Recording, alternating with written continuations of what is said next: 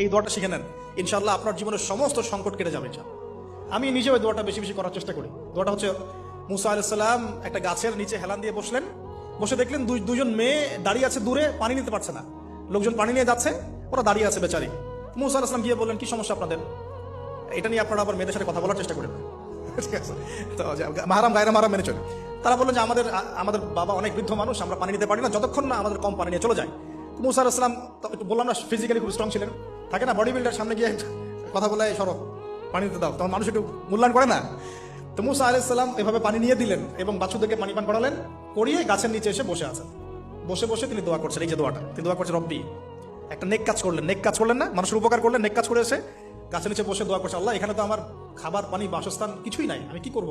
রব্বি ইন্নী লিমা আনজালতা ইলাইয়া মিন খায়রিন ফাকির, রব্বি ইন্নী লিমা আনজালতা ইলাইয়া মিন খায়রিন ফাকির।